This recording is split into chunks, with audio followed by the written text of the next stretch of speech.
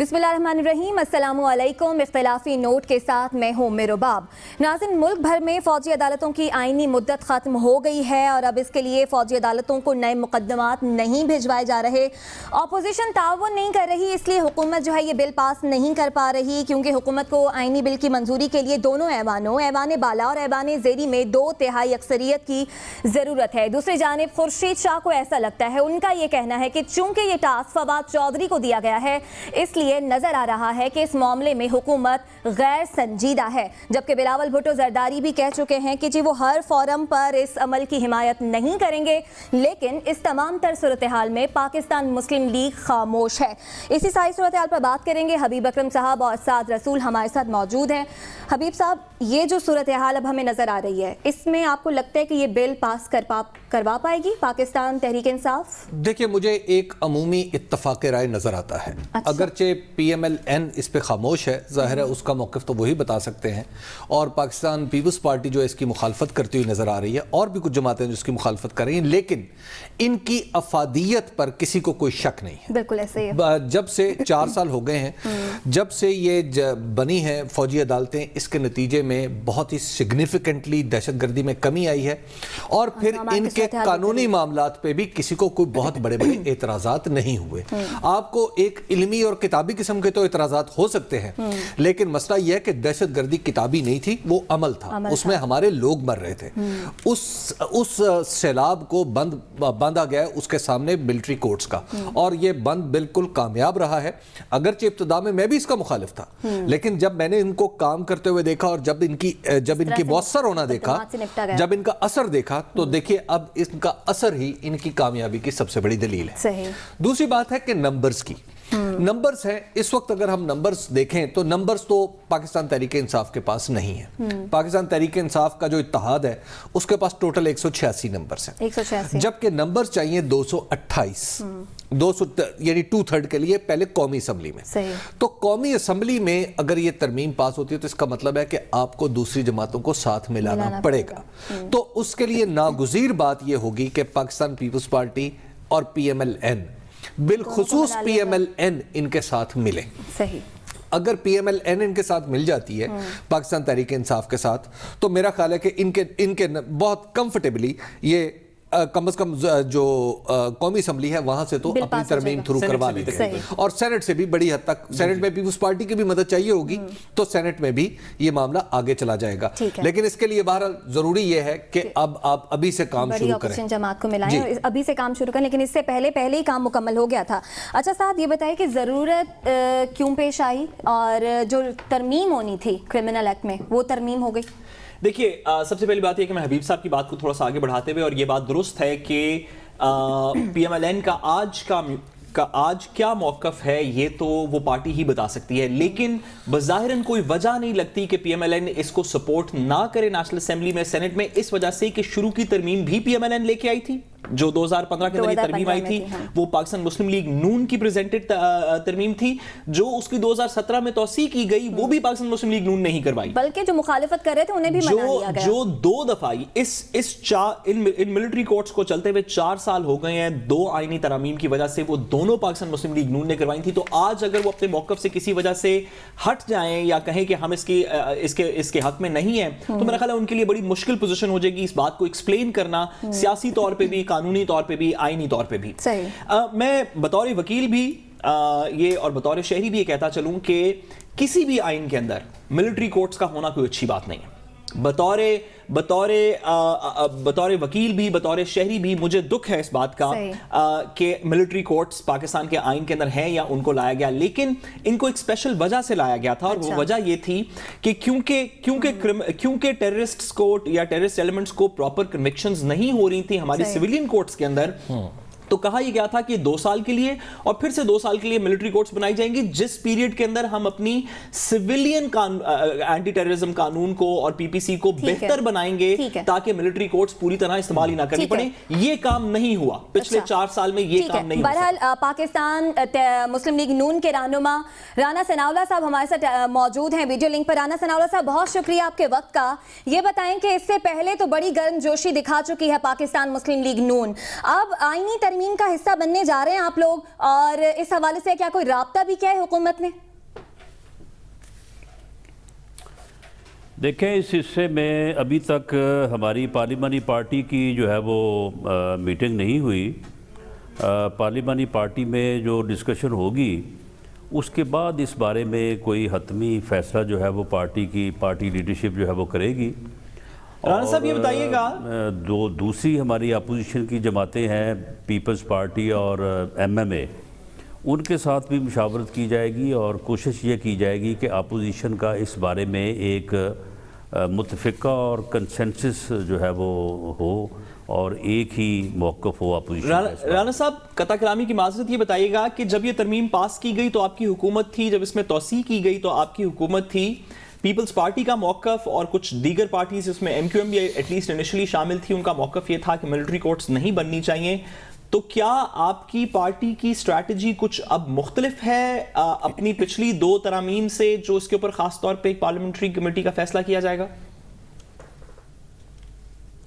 دیکھیں اس بارے میں تو کوئی بھی یہ نہیں کہہ سکتا کہ ملٹری کورٹس جو ہیں وہ بننی چاہیے یا ملٹری کورٹس جو ہے وہ ایک بہت اچھا عمل ہے. بلکہ جب ملٹری کورٹس بنائی گئیں تو اس وقت بھی یہ کہا گیا کہ کیونکہ غیر معمولی حالات ہیں، ایکسٹرا آرڈنری سرکمسٹانسز ہیں ریگارڈنگ ٹیررزم، تو لہٰذا ایک ایکسیپشن کے طور پہ 2 سال کے لیے ملٹری کورٹس بنائی جاتی ہیں، اور ان 2 سالوں میں کوشش کی جائے گی کہ جو کرمنل لاء ان کو بہتر بنایا جائے، بہتر کیا جائے اور نارمل کورٹس جو ہیں ان کو سٹرینتھن کیا جائے. اب اس کے بعد پھر 2 سال بعد کہا گیا کہ جی پھر ایکسٹرا آرڈنری حالات ہیں تو لہٰذا ان کو 2 سال کی ایکسٹینشن دی جاتی ہے. میں ذاتی طور پہ سمجھتا ہوں کہ اب اگر 4 سال بعد ہم یہ کہیں کہ جی ابھی دہشت گردی کے حوالے سے ایکسٹرا آرڈنری حالات ہیں، تو یہ تو ان شہداء کی قربانیوں کی بھی میں سمجھتا ہوں کہ ایک کنٹیمپٹ ہوگی. لیکن رانا صاحب پچھلے 4 سال آپ کی حکومت تھی، آپ اس کمیٹی کا اس ایکسرسائز کا حصہ تھے جس نے کرمنل لاء میں تبدیلی کرنی تھی. وہ صورتحال تو آپ نے ہینڈل کرنی تھی. آج آپ کو یاد آ رہا ہے کہ آپ ان کی کنٹیمپٹ کریں شہداء کی؟ دیکھیں معاملہ یہ ہے کہ پچھلے جو 2-2.5 سال یا 3 سال گزرے ہیں ان میں ہماری زیادہ مصروفیت جو ہے وہ اس طرح سے رہی کہ حکومت کو کبھی ختم نبوت سے اپنے آپ کو بچانے کی جو ہے وہ صورت ہوتی تھی، کبھی جو ہے وہ کنٹینر سے جو ہے وہ جو دہشت گردی یا فائرنگ ہو رہی ہوتی تھی اس سے بچنے کی کوشش تھی. تو قومی مسئلہ تو پچھلے 3 سالوں میں خاص طور پہ یہی درپیش رہا کہ میاں نواز شریف کو کس طرح سے حکومت سے علیحدہ کرنا ہے، کس طرح سے بٹ رانا صاحب I'm sure کہ آپ اس بات سے تو ایگری کرتے ہوں گے کہ آپ کی جانا ہے. تو اس لیے اس مصروفیت کی وجہ سے سعد رسول صاحب زیادہ بہتر اس کے اوپر روشنی ڈال سکتے ہیں کہ اس قومی ایشو کو حل کرنے کی مصروفیت کی وجہ سے دیگر قومی ایشو سے ان کے اوپر توجہ کم رہی. رانا صاحب آپ نے بالکل درست فرمایا. میرا ضمنی سوال ساتھ ایڈ کر لیجئے. آپ کی پروونس کے اندر بھی اور وفاق کے اندر بھی ایک پوری فیڈرل منسٹری ہے، صوبے میں بھی اور وفاق میں بھی، جس کے اندر سیکرٹریز ہیں، دیگر لوگ ہیں، لا آفیسرز ہیں. جو کرمنل لاء کی ترامیم ہے یا خاص طور پہ جو ATC کی اینٹی ٹیررسٹ ایکٹ کی 1997 کی ترامیم ہے، یہ تو میرا خیال ہے کہ جو لوگ دیگر سیاست کر رہے تھے ان کا کام نہیں تھا. آپ کی حکومت اس طرح کی ترامیم تو بالکل کر سکتی تھی. آپ تو غالباً اس کا حصہ بھی تھے اور وہ ایک ڈرافٹ بنا بھی تھا، ایک بیسک ڈرافٹ. تو وہ پریزنٹ کیوں نہیں ہوا؟ دیکھیں اس میں جو ہے اس کا حل یہ تجویز ہوا تھا کہ فیس لیس کورٹس بنائی جائیں جی، اور وٹنس پروٹیکشن جو ہے جی اپنا جو پروگرام ہے وہ سٹارٹ کیا جائے. اس کے لیے آئین میں جو ہے وہ امینڈمنٹ ہونا ضروری تھی.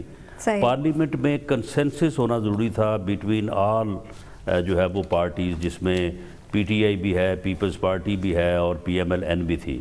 تو جو حالات پارلیمنٹ میں رہے ہیں اور جس قسم کے مسائل درپیش رہے ہیں تو ان کے اوپر مجھے کوئی اتنی زیادہ روشنی ڈالنے کی ضرورت نہیں ہے کہ اس حکومت جو ہے وہ کن چیزوں میں زیادہ انگیج رہی ہے.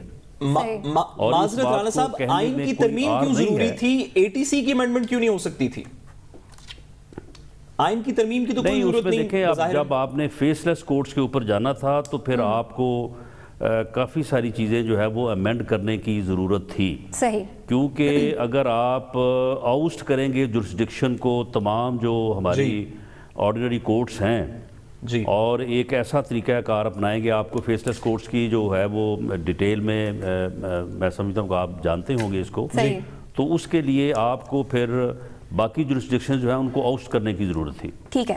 اچھا رانا ثناء صاحب, آپ نے ابھی یہی کہا کہ کوشش یہ ہوگی کہ پوری اپوزیشن کا جو نقطہ نظر ہے اس معاملے پر وہ ایک ہی ہو, لیکن پیپلز پارٹی کی طرف سے تو کافی ہارڈ سٹانس سامنے آیا ہے اور بلاول بھٹو زرداری کو وہ کہہ چکے ہیں کہ جی ہر فورم پر مخالفت کریں گے, جبکہ خورشید شاہ کو ایسا لگتا ہے کہ جی فواد چودھری کو چونکہ اپوائنٹ کیا گیا ہے اس لیے حکومت اس سارے عمل میں غیر سنجیدہ ہے. تو یہ کوششیں کیا جو گورنمنٹ کر رہی ہے وہ غیر سنجیدہ کوششیں ہیں, اور اگر سنجیدہ کوششیں ہوں تو پھر وہ کیا ہونی چاہیے؟ مطلب ایسے کس شخص کو اپوائنٹ کریں جس سے اپوزیشن جو ہے وہ متفق ہو؟ نہیں, اگر فواد چودھری کو مقرر کیا ہے حکومت نے اس سلسلے میں کنسنسس پیدا کرنے کے لیے, تو پھر حکومت جو ہے وہ کوئی کنسنسس نہیں چاہتی بلکہ اس کے اوپر کوئی ہنگامہ چاہتی ہے. آپ کو بھی ایسا ہی لگتا ہے؟ وہ پھر ہنگامہ تو میرا خیال ہے کہ فواد چودھری صاحب جیسے ہی اپنی کوششوں کا آغاز کریں گے تو ہنگامہ تو پھر ہو جائے گا.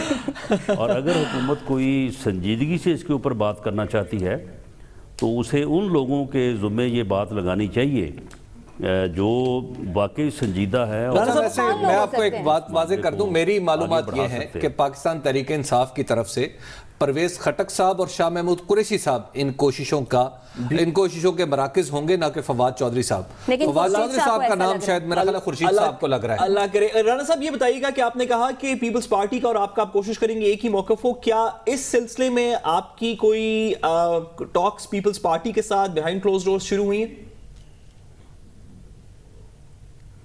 نہیں, دیکھیں میں نے بنیادی طور پہ یہ بات کہی ہے کہ اپوزیشن کا ایک موقف ہونا چاہیے, ایم ایم اے کا بھی وہی موقف ہونا چاہیے, پیپلز پارٹی کا بھی وہی ہونا چاہیے. تو کیا کوئی سلسلہ بات چیت کا شروع ہوا ہے؟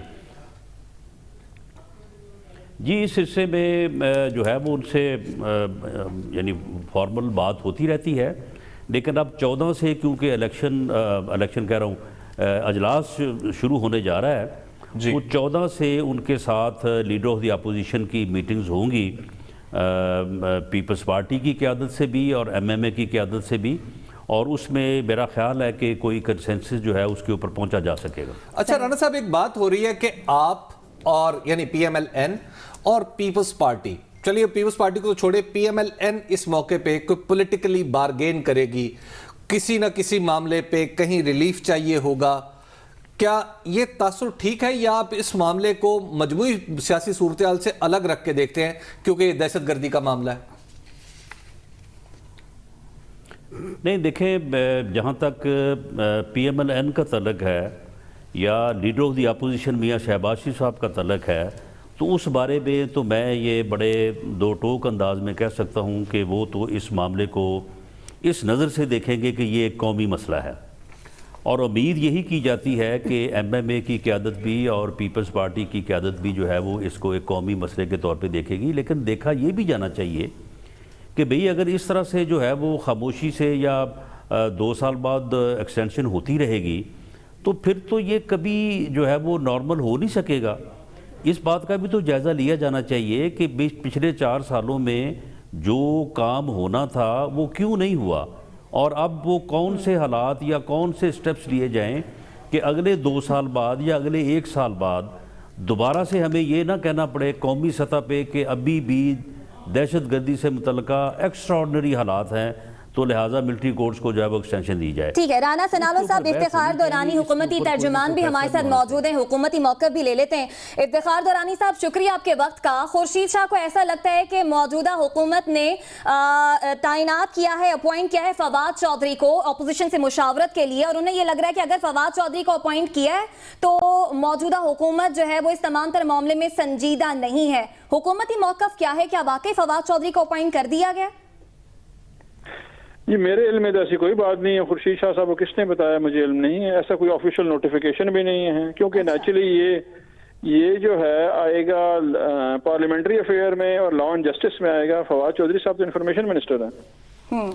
اچھا یہ بتائیے گا افتخار درانی صاحب کہ آپ کی حکومت نے کچھ کام کیا ہے اور کچھ پہلے کا بھی کام رانا ثناءاللہ صاحب کی حکومت نے بھی کام کیا تھا جس میں کرمنل جسٹس سسٹم کو امپروو کرنا تھا اور آپ کی حکومت نے بھی کام کیا ہے، تو کیا آپ آئین میں ترمیم کے ساتھ یہ پیکج بھی لے کے آئیں گے یا اس کو الگ سے دیکھا جائے گا؟ دیکھیں جی یہ تو ایک اگر آپ دیکھیں نا ہمارا نیشنل جو پلان تھا ہمارا نیشنل ایکشن پلان میں تقریباً 18 نکات وہ تھے جو سویلین گورنمنٹ نے کرنے تھے، اس میں ایک یہ بھی تھا جو کہ ابھی جس کی وجہ سے ملٹری کورٹس لے کے آ رہے ہیں، جو کہ پچھلی حکومت اس طرح نہیں کر سکی ہے، لیکن اس وقت ہم سنجیدہ طور پہ جو ہے فروغ نسیم صاحب اس پہ کام کر رہے ہیں۔ اور ہم اس وقت جو ہے کیونکہ نیچرلی مارچ تک ٹائم ہے، ہم پوزیشن کریں گے اور ساتھ ساتھ جو ہے میرا خیال ہے انٹرم پیریڈ میں ایک ارینجمنٹ کرنا پڑے گا جس میں آپ کوئی ٹیمپریریلی آپ کو ایکسٹینشن کرنی پڑے گی ملٹری کورٹس میں، جتنی دیر میں آپ کی یہ تمام کی تمام آپ کی جو پروسیسز ہیں وہ ان پلیس ہو جائیں۔ اور اس میں آپ صرف اپنی آپ نے جو ریسرچ ہے اور جو پی ایم ایل این نے کچھ کی تھی وہ ہے، یا جو ابھی چیف جسٹس صاحب نے بھی نشاندہی کی لا اینڈ جسٹس کمیشن کے تھرو کہ کرمنل جسٹس سسٹم میں کیا ریفارمز ہونے چاہیے، ان کو بھی دیکھا جا رہا ہے؟ یہ سارا دیکھا جا رہا ہے، یہ بڑا کمپریہنسو اپروچ لے کے جا رہے ہیں، کیونکہ دیکھیں جب عمران خان صاحب بات کرتے ہیں ریاست مدینہ کی، تو ریاست مدینہ کا سب سے بڑی جو تھا نا پلر، اسٹرانگ پلر تھا، وہ انصاف تھا۔ تو انصاف کے لیے یہ پورا پروسیجر جو ہے اس کو ری ویمپ کرنے کی بڑی ضرورت ہے۔ وہ آپ ری ویمپنگ کے لیے تو آپ رکاوٹ بنے رہے نا، رانا صاحب یہی تو کہہ رہے ہیں کہ آپ کی پارٹی جو ہے وہ بیچ میں رکاوٹ بنی رہی، تو اب آپ رکاوٹ پی ایم ایل این تو بنتی نظر آ رہی ہے آپ کو، یا پی ایم ایل این سے ریکنسائل کر رہے ہیں؟ رانا صاحب کی پارٹی تو وہ خوش قسمت پارٹی تھی جنہوں نے ایک نااہل شخص کو بھی اپنی جو ہے پارلیمنٹ کے تھرو اہل کروا دیا اور صدر بنا دیا پارٹی کا، تو ان کو کدھر ہم نے روکا ہوا تھا؟ ان کے پاس 2 تہائی اکثریت تھی، وہ تو سیاہ کو سفید اور سفید کو سیاہ کر سکتے تھے۔ ہماری کیا پوزیشن ہے؟ ہمارے پاس اسلم میجورٹی ہے۔ نہیں آپ سڑکوں پہ تھے نا، آپ سڑکوں پہ تھے رانا صاحب، رانا صاحب اس کا جواب دیجیے گا۔ وہ کہہ رہے ہیں بیسیکلی کہ آپ جہاں پہ قانون سازی کرنا چاہتے تھے نواز شریف صاحب کے لیے وہ آپ نے کر لی، جو کرمنل جسٹس سسٹم کی نہیں کرنا چاہتے تھے آپ نے کہا جی ہمارے پاس رکاوٹیں ہمارے سامنے بہت تھیں۔ چلیں ٹھیک ہے، پھر پی ٹی آئی بھی جس قسم کی قانون سازی کرنا چاہے گی اس طرح کی یہ کر لے گی، اور جس طرح سے کی نہیں کرنا چاہے گی وہ پھر اس قسم کی باتیں کرے گی، تو پھر بعد میں پھر ہم بھی ان سے حساب لے لیں گے کہ آپ جو کرنا چاہتے تھے آپ نے کیا، جو آپ کرنا نہیں چاہتے وہ آپ نے نہیں کیا۔ نہیں رانا صاحب آپ کو ایک کنسٹرکٹیو کام کرنے میں ظاہر ہے آپ ایک میچور پولیٹیکل پارٹی ہیں، اور اس طرح سے انہوں نے اپوزیشن کا تعاون حاصل کرنا ہے، تو پھر میرا خیال ہے کہ ان کو ماشاءاللہ بڑی کامیابی ہوگی، اور اس کے تحت جو ہے یہ کافی لیجسلیشن۔ رانا صاحب لیکن اس معاملے میں جس طرح حبیب صاحب نے پہلے بھی کہا، اس معاملے میں بیسیکلی کیونکہ دہشت گردی کا معاملہ ہے، اس میں سیاست تو تقریباً تمام پولیٹیکل پارٹی سائٹ پہ رکھیں گی نا۔ یہ تو معاملہ یہ ہے کہ ہم جرائم پیشہ عناصر کو، ٹیررسٹس کو اپنے ملک میں کیسے پروسیکیوٹ کریں گے، اس کے اندر تو کوئی سیاست نہیں ہو سکتی۔ نہیں تو پھر اگر گورنمنٹ نے سیاست کرنی ہے اس کے اوپر، پی ٹی آئی نے اس کے اوپر سیاست کرنی ہے، پی ٹی آئی اس کے اوپر پہلے بھی سیاست کرتی رہی ہے، تو اگر یہ سیاست کریں گے تو پھر ہمارے لیے کوئی شجر مومور نہیں ہوگی۔ درانی صاحب آپ کہہ دیں کہ سیاست نہیں کریں گے، لیکن یہ انیشیٹو جو ہے یہ گورنمنٹ نے لینا ہے۔ درانی صاحب آپ بتائیں کہ کوئی انیشیٹو لے گی حکومت اور اس پہ سیاست نہیں ہوگی؟ میرا تو خیال ہے کہ یہ شاید یہ لیجسلیشن اس میں ان کا اپنا یہ خیال ہے یہ نہیں کرنا چاہتے، کیونکہ ان کا اس سے پہلے جب 2 دفعہ ایکسٹینشن ہوئی ہے تو ان کا اس وقت موقف ادروائز ہوتا تھا، تو شاید اب بھی یہ اسی قسم کا معاملہ چاہتے ہیں، لیکن اس کے لیے کوئی بہانہ سازی ایسی کریں گے، کوئی اس قسم کی گفتگو کریں گے، اس قسم کی باتیں کریں گے تاکہ یہ معاملہ جو ہے درانی صاحب مطلب آپ کو یہ لگ رہا ہے کہ ریکویزٹ ہے کہ ٹیمپریچر کم ہو سیاست کا؟ دیکھیں رانا صاحب اس کو غلط تناظر میں لے گئے، میں ان کو یہ بتانا چاہ رہا تھا کہ آپ کے پاس 2 تہائی اکثریت تھی، آپ کو اپوزیشن کی ضرورت نہیں تھی، آپ تو جو چاہتے تھے آپ فیصلہ کر سکتے تھے۔ اچھا اس صورت میں ہم کوئی سیاست کی بات نہیں کر رہا، اور بالکل رانا صاحب نے ٹھیک کہا کہ ہمارا جو پوزیشن تھی جب ہم اپوزیشن میں تھے یہ وہ فیل تھا جو ہم نہیں کرنا چاہ رہے تھے، بٹ ہم نے سپورٹ کیا بائی دی اینڈ، اور ابھی بھی ہم جو ہے اس فیل میں پروسیس لا رہے ہیں کہ جی آپ ریفارمز کریں تاکہ لانگر ٹرم میں آپ ملٹری کورٹس کی بجائے سویلین آپ جسٹس سسٹم پہ بلیو کریں. لیکن رانا صاحب کی پارٹی کو ایڈوانٹیج یہ تھا, ان کے پاس 2 تہائی اکثریت تھی. ہمیں اپوزیشن کی ضرورت ہے اس وقت, ہم اس کے اوپر سیاست کوئی نہیں کر رہے ہیں. اچھا, آپ سیاست نہیں کر رہے. افتخار درانی صاحب, آپ نے یہ بھی کہا کہ آپ کو اس وقت اپوزیشن کی ضرورت ہے, تو اگر فواد چودھری صاحب کو یہ ٹاسک نہیں دیا گیا تو پھر کس کو یہ ٹاسک دیا گیا, اس حوالے سے کچھ بتا دیجئے. اور ساتھ ہی ساتھ یہ کہ اس سے پہلے جب یہ ایکسٹینشن ہونی تھی فوجی عدالتوں کے قیام میں اس مدت میں, تو اس وقت پہلے ہی مشاورت کر لی گئی تھی دیگر سیاسی جماعتوں سے, لیکن اب تو مدت ختم ہو گئی ہے, تو ابھی تک کچھ نظر نہیں آ رہا کہ کس طرح سے اپوزیشن کو ساتھ ملانے کے لیے مشاورت کی جا رہی ہے. میرا خیال ہے کہ بہت جلد شروع ہو جائے گی. ہوپ فلی شاہ محمود قریشی صاحب اور پرویز خٹک صاحب اس پہ کام کریں گے اور اپوزیشن سے بھی رابطہ کریں گے, اور انشاءاللہ جلد ابھی آگے آ رہا ہے سیشن, اس میں ہم اس پہ ورک آؤٹ کریں گے. صحیح. اچھا رانا سنالو صاحب, جس طرح سے آپ نے فوجی عدالتوں کے قیام کی بھی بات کی ہے, تو فوجی عدالتوں نے سرو کیا ہے, اس سے تو آپ انکار نہیں کرتے؟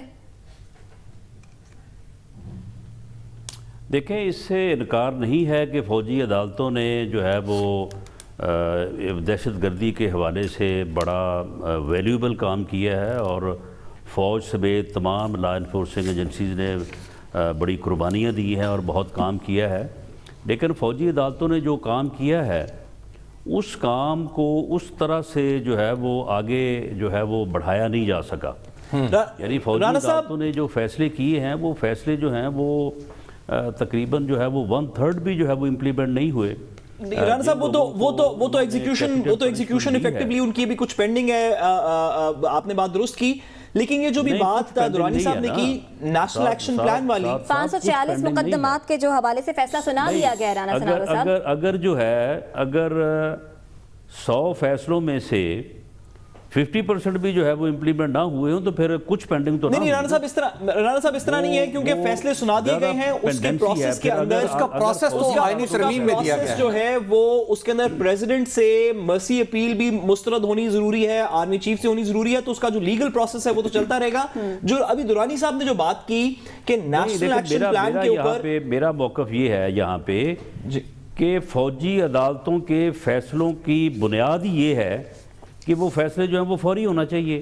اگر فوجی عدالتوں کے فیصلے جو ہے وہ 4 سال جو ہے وہ پروسیس بھی تو آپ کی بہت سے مقدمات کے فیصلے سنا دیے گئے, امن و امان کی صورتحال میں بھی ساتھ بہتری آئی ہے. میں گزارش کروں کہ رانا صاحب یہ پروسیس بھی آپ کی حکومت نے ہی جو ترمیم کی اسی کے اندر تحریر شدہ ہے, کسی اور نے نہیں کی. لیکن جو لارجر سوال گیلانی صاحب نے کیا کہ نیشنل ایکشن پلان کے وہ پوائنٹس جو سویلین گورنمنٹ نے کرنے تھے, جس کے اندر سے یہ بھی شامل تھا, اس میں Punjab operation, national action plan کے اندر ایک پنجاب آپریشن کے اوپر بھی خاص طور پہ شک لکھی ہوئی ہے.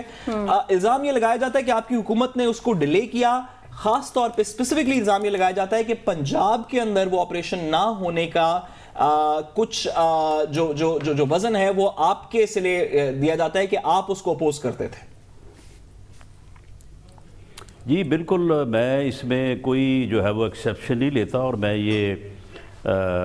یہ بات کہتا ہوں کہ وہ کام جس جو ہے وہ رفتار سے ہونا چاہیے تھا اس سے وہ جو ہے وہ نہیں ہوا, اور اس میں جو مصروفیت رہی اس دوران حکومت کی اس کے بارے میں میں نے آپ کو ضمناً جو ہے وہ عرض کر دیا ہے. باقی آپ بھی بہت مناسب سمجھتے ہیں اگر اس میں. ٹھیک ہے, بہت شکریہ رانا سنالو صاحب اور افتخار درانی صاحب ہمارے ساتھ موجود ہیں. آپ دونوں کے وقت کا بہت شکریہ. تاہم فوجی عدالتوں کے قیام کے بعد سے حالات میں بہتری آئی ہے, امن و امان کی صورتحال بہتر ہوئی ہے, لہٰذا اگر اس مشن میں تاحال یہ مشن اگر مکمل نہیں ہوا ہے تو اسے ہر حال میں تکمیل تک پہنچنا چاہیے. پروگرام میں وقت ہے بریک کا, واپس آئیں گے, اس بریک کے بعد ہمارے ساتھ رہیے گا.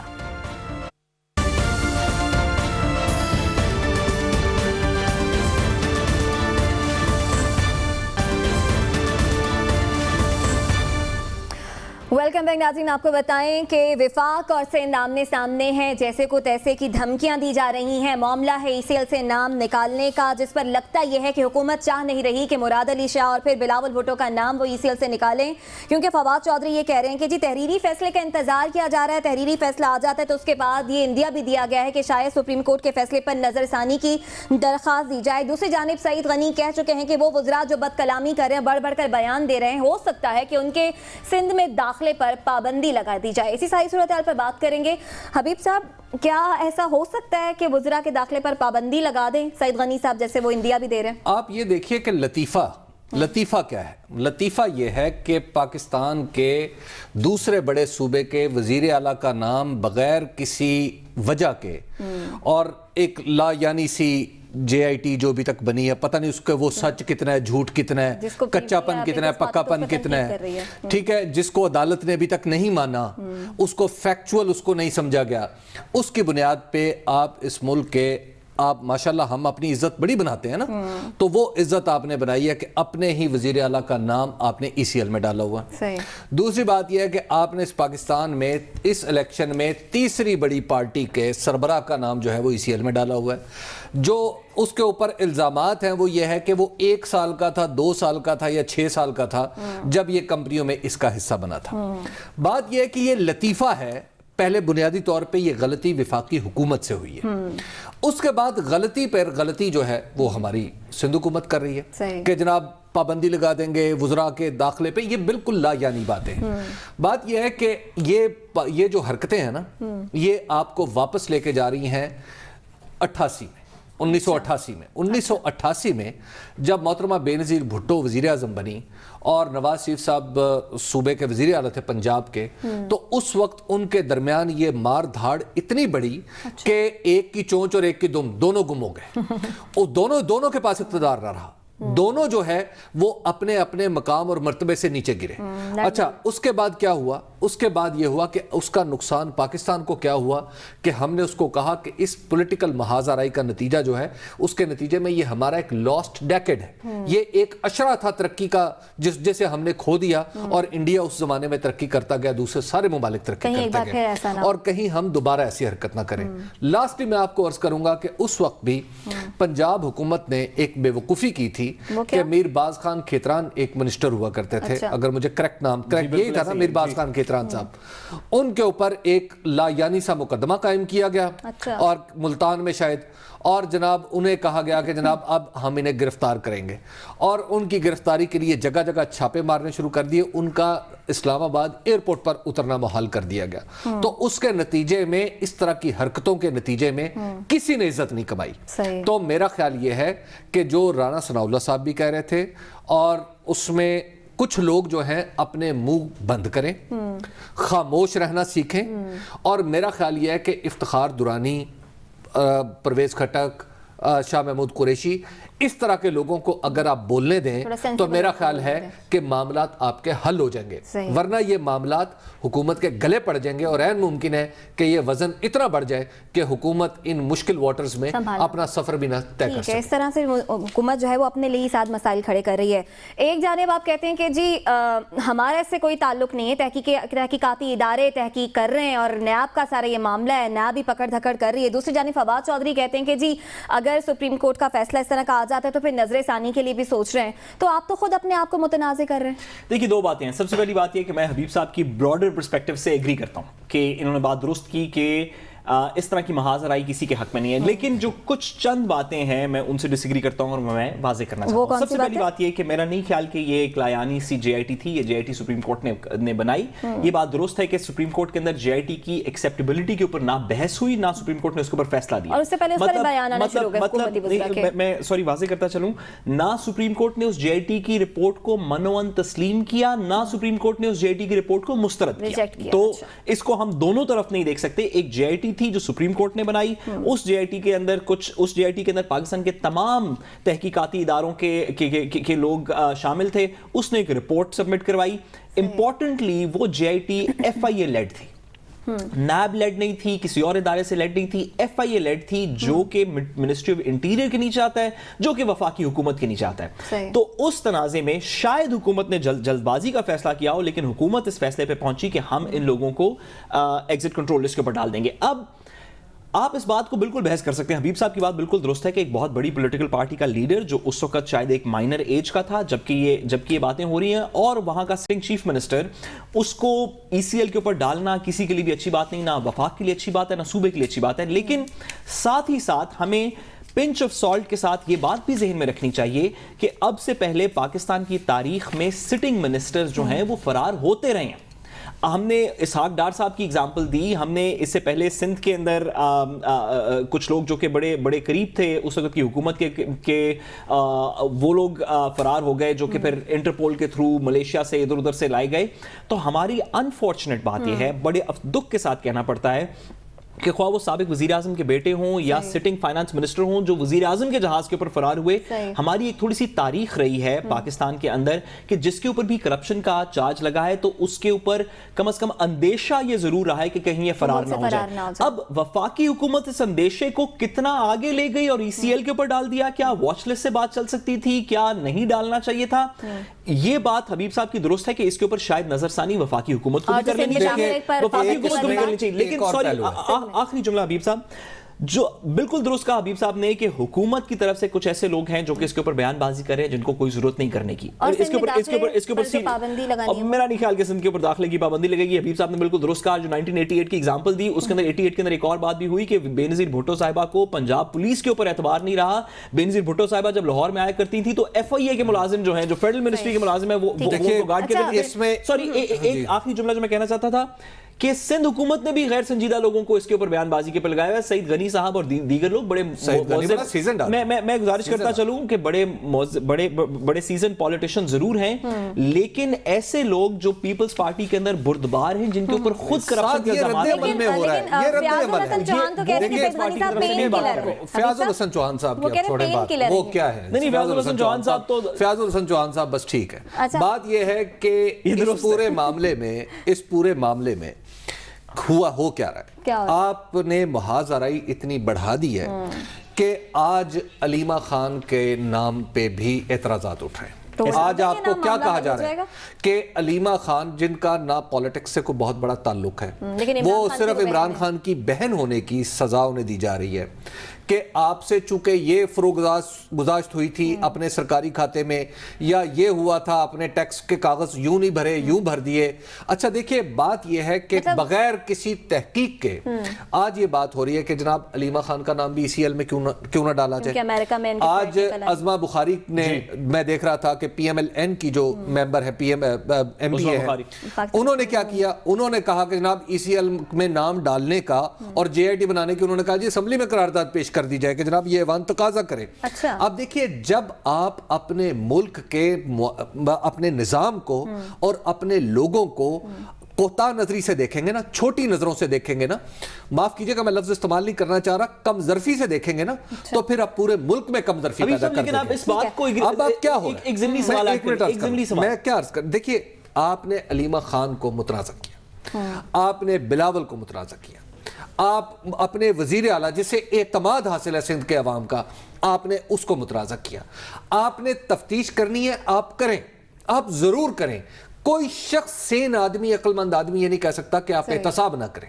احتساب کریں لیکن ذلیل نہ کریں. درست بات ہے. اپنے قانونی نظام کو بھی خوار نہ کریں. حبیب صاحب سوال یہ ہے, سوری میں حبیب صاحب سے سوال بھی پوچھنا چاہوں گا ایک چھوٹا سا, کہ آپ لیکن اس بات سے تو آپ ایگری کرتے ہوں گے کہ جہاں پہ حکومت کی کوتاہی ہے اس کو بہت زیادہ ایگزیجریٹ کرنے کی, وہاں پہ اس کم ظرفی سے لوگوں کو دیکھنے کے اندر ان لوگوں کی بھی کوتاہی ہے جو آج سے پہلے کم ظرف نکلے, جو کہ حکومت کے عہدے داران تھے, جن کے اوپر انویسٹیگیشنز شروع ہوئیں اور ملک سے فرار ہو گئے. سوال یہ ہے, میں آپ سے جو اس کا نیکسٹ سٹیپ ہے, اگر کسی وجہ سے, میں بلاول بھٹو زرداری صاحب کی بات نہیں کر رہا اور چیف منسٹر سندھ کی بات بھی نہیں کر رہا, لیکن 172 لوگ ہیں اس JIT کی رپورٹ کے اندر جن کو کہ ECL پہ ڈالا گیا, اگر ان میں سے منظور کاکا, دیگر اس طرح کے بہت سے لوگ, نثار مورائی, بہت سے لوگ ہیں, لوگوں کے نام ہیں, اگر کوئی چلا جائے تو ہم اسی حکومت کو کہہ رہے ہوں گے اب سے کچھ دیر بعد کہ جب آپ کو پتا تھا کہ ان کے خلاف اس طرح کے ایلیگیشنز ہیں تو آپ نے کیوں نہیں جانے سے روکا.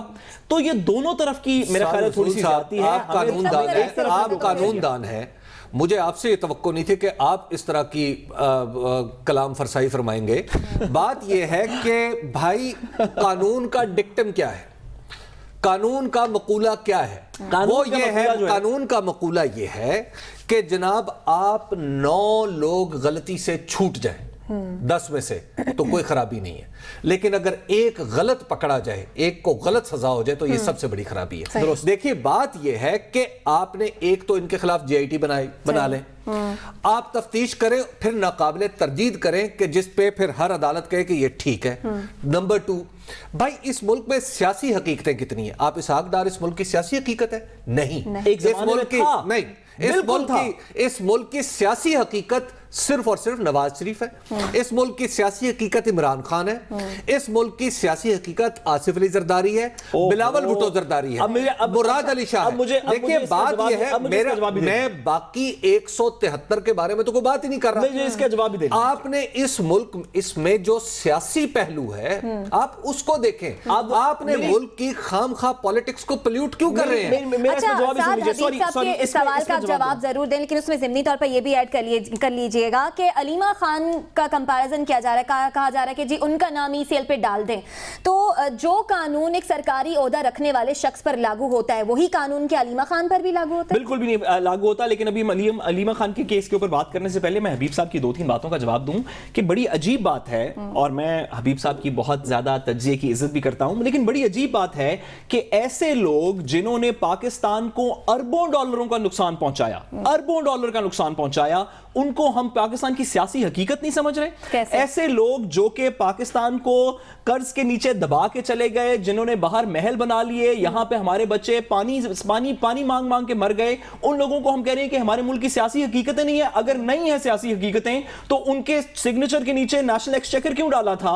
ان کو ہم پرائم منسٹر کے جہاز کے اندر باہر تک کیوں چھوڑ کے آئے؟ پولیٹیکل کیپٹل کسی کا ہوتا ہے، وہ انہی افراد کا جن کا میں نے آپ کو بتایا۔ دوسری بات، حبیب صاحب نے کہا کہ قانون کی مد یہ ہے کہ اگر ایک شخص بھی، یہ پرنسپل انہوں نے بالکل درست بتایا کہ مس کیریج آف جسٹس نہیں ہونی چاہیے، ایک بھی شخص کے خلاف بے شک کہ 9 لوگ جو گنہگار ہوں وہ چھٹ جائیں۔ اگر ہم قانونی کی بات کر رہے ہیں تو قانون کے اندر تو پیپلز پارٹی کا کوئی کیس نہیں ہے، اس وجہ سے کہ قانون اس ملک کا آئین یہ کہتا ہے کہ وفاقی حکومت اور interior ministry for reasons that they think are reasonable کسی بھی شخص کو، آپ کو، مجھے، رباب کو ECL کے اوپر ڈال سکتے ہیں۔ اگر ہمیں خلش ہو تو ہم ہائی کورٹ کے اندر رٹ دائر کر کے اپنا نام نکلوا لیں۔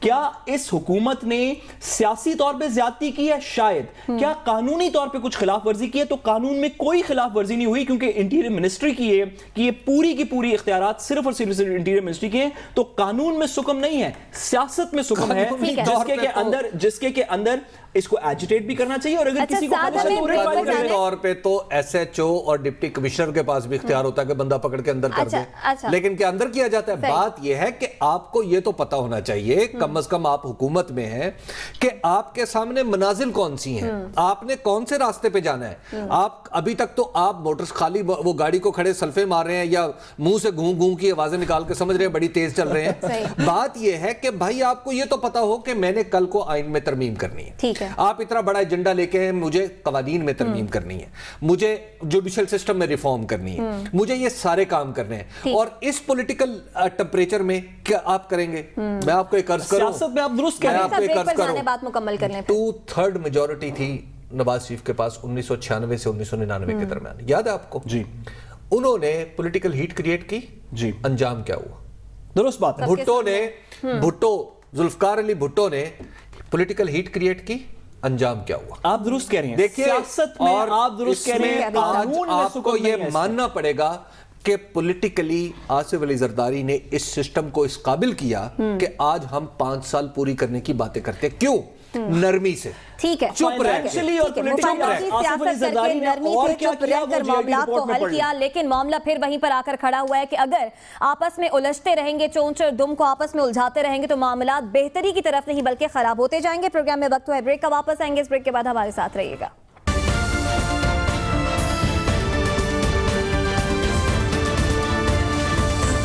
منطقی انجام تک پہنچنا چاہیے، جس پر سماعت بھی ہوئی، اور چیف جسٹس نے کہا کہ اگر FIA سے تحقیقات نہیں ہوتی تو پھر کسی اور ادارے سے تحقیقات کروا لیتے۔ اسی پر بات کریں گے۔ حبیب صاحب، اہل خانہ کے حوالے سے کہا گیا تھا کہ ان سے پوچھ لیں، اور اب وہ کہہ رہے ہیں کہ جی نہیں، منطقی انجام تک پہنچنا چاہیے، اس کیس کو بند نہیں ہونا چاہیے۔ دیکھیے، اس معاملے میں میں عرض کروں کہ یہ ایک تاریخی معاملہ ہے، سیاسی معاملہ اب نہیں رہا۔ سیاسی معاملہ یہ 90s میں تھا، اب یہ تاریخ کا معاملہ ہے، اور تاریخ کے اپنے اپنے ورژن ہوا کرتے ہیں، تاریخ کی اپنی اپنی توجیحات اور توضیحات ہوا کرتی ہیں۔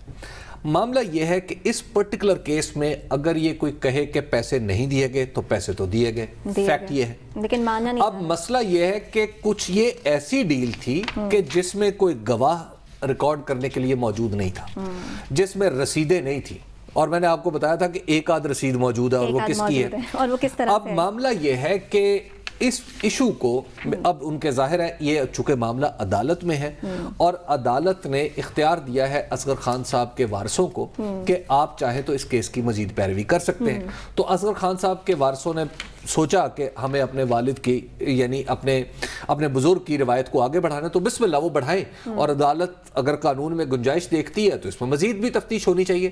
لیکن میری ذاتی رائے میں اب یہ ساری شخصیات جو ہیں یا تو اتنی مستحکم ہو چکی ہیں کہ اب انہیں اس سے کوئی نقصان نہیں ہو سکتا، یا تاریخ کا حصہ بن چکی ہیں کہ اب انہیں کوئی فائدہ نہیں پہنچایا جا سکتا، تو لہٰذا میرا خیال ہے کہ اس ایشو کو بجائے اس کے کہ ہم اس دور کی اداروں کے درمیان سول ملٹری ریلیشن کے درمیان جو کھٹاس تھی موجود، اگر اس کو آج ہم سامنے لائیں تو میرا خیال ہے یہ اپنے ہی زخم کریدے جائیں گے، اس کو پھر کسی وقت کے لیے اٹھا رکھا جائے، تاریخ اس بات کا تعین خود کر لے گی کہ کون غلط تھا اور کون صحیح تھا۔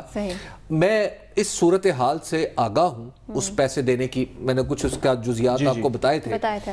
بات یہ ہے کہ میں عرض کروں کہ اگر اس وقت کچھ حقائق ایسے ہیں کہ اگر کسی کے بھی سامنے رکھے جائیں تو وہ کم از کم اس تاثر میں ضرور مبتلا ہو جاتا ہے کہ کیا یہ کام غلط تھا یا ٹھیک تھا، اور شاید اس ملک میں بہت سے لوگ اس وقت اس کام کو ٹھیک سمجھ رہے تھے۔ بات یہ ہے کہ یہ ایک واقعہ تھا اور ایک خاص تناظر میں رونما ہوا تھا، اور اس واقعے کے پیچھے بعض ایسے خوفناک قسم کے حقائق ہیں کہ آپ کو لگتا ہے کہ اگر اس وقت کیا یہ کوشش نہ کی جاتی تو تاریخی طور پہ غلط ہوتا، یا کوشش کی گئی تو تاریخی طور پہ غلط ہوا۔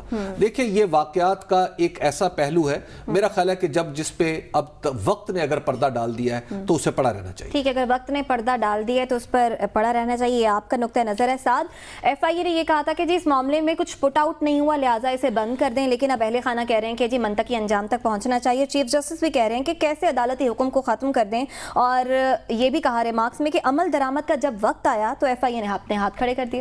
دیکھیے سب سے پہلی بات یہ ہے کہ اس کیس کے اندر صرف ایلیگیشن نہیں ہے، اصغر خان صاحب نے یہ اپلیکیشن 1997-98 کے اندر ایفیکٹولی دی تھی، جو کہ ٹائم پیریڈ کی تھوڑی دیر بعد تھی۔ اب اس کیس کے اندر صرف یہ ایشو نہیں ہے کہ کیا پیسے دیے گئے اور کن کو دیے گئے، یہ ایک ایلیگیشن نہیں ہے، اس کے اندر ایفیڈیوٹس کچھ لوگوں کے موجود ہیں جو کہ سپریم کورٹ کے اندر ایفیڈیوٹس جمع کروائے گئے، حلف بیان حلفی جو ہے وہ جمع کروائے گئے۔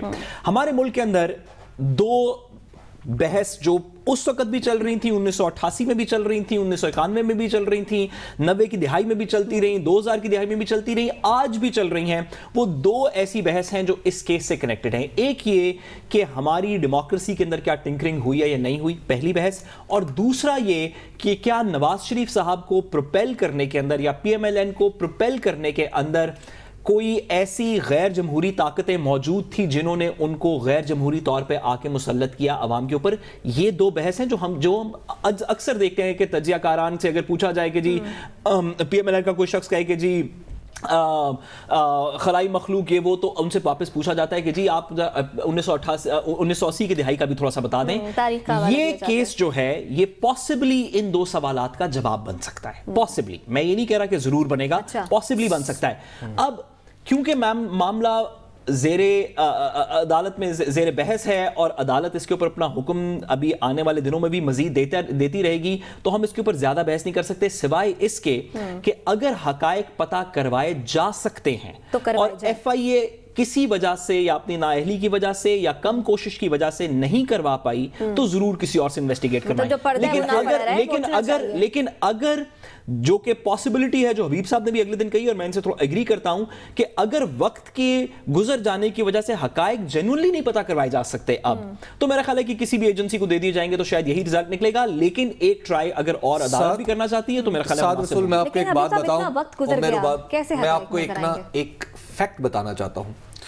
اس معاملے کے کچھ فیکٹس میں نے بیان کیے، کچھ کے بارے میں نے عرض نہیں کیا، اور میرا خیال ہے وہ تاریخ کا حصہ ہے، وہ جب کبھی تاریخ میں ہی انہیں جانا جب حبیب صاحب کتاب لکھیں گے۔ بات یہ ہے کہ میں نے کچھ لوگوں سے جو صاحب معاملہ تھے ان سے پوچھا کہ اگر یہ معاملہ نہ ہوتا تو کیا ہوتا؟ انہوں نے کہا شاید مارشل لا ہوتا. اچھا. یعنی یہ بھی ایک معاملہ ہے کہ اس ایکسرسائز کا یہ ایکسرسائز کسی کی محبت میں نہیں کی جا رہی تھی, نہ کسی کی نفرت میں کی جا رہی تھی. آؤٹ کم کیا ہے؟ یہ ایک اس وقت کے جو لوگ تھے جو معاملات سے آگاہ تھے, ان کی ایک رائے تھی. وہ ملکی معاملات کے اندر کچھ خرابیاں انہوں نے نوٹ کی اور وہ تھیں, اور اس میں محترمہ بے نظیر بھٹو بھی آن ریکارڈ یہ کہہ چکی ہیں کہ پہلے دور حکومت میں ہم سے غلطیاں ہوئیں. ابھی صاحب آپ نے کہا کہ اور وہ غلطیاں ایسی تھیں, ایک لاسٹ ڈیکیڈ. جی بالکل لاسٹ ڈیکیڈ تھی. اس کیس سے پتا چلے گا کہ کیا وہ لاسٹ ڈیکیڈ انجینئرڈ تھی یا نہیں تھی. اچھا, اب وہ معاملہ کیا ہوا کہ اس میں کچھ غلطیاں ایسی تھیں جن کے بارے میں کچھ لوگوں کی رائے تھی کہ یہ ٹینٹ اماؤنٹ ہے, کہ شاید یہ بالکل خرابی کی آخری حد ہے. صحیح. دیکھیے وہ اس وقت ایک رائے تھی اور وہ ایک تاریخ تھی. میرا تو خیال ہے کہ اب اس سے جان چھڑا لے تاریخ. اب اس بڑے فیصلے پر بڑا فیصلہ سامنے ہے اس بڑے کیس پر, اور سلمان اکرم راجہ کو عدالتی معاون مقرر کیا گیا ہے. ساتھ ہی ساتھ فیڈرل انویسٹیگیشن ایجنسی اور سیکرٹری دفاع سے 1 ہفتے میں رپورٹ طلب کر لی گئی ہے. پروگرام سے دیجیے اجازت, آپ سے کل ہوگی ملاقات. تب تک کے لیے اللہ نے کے بعد.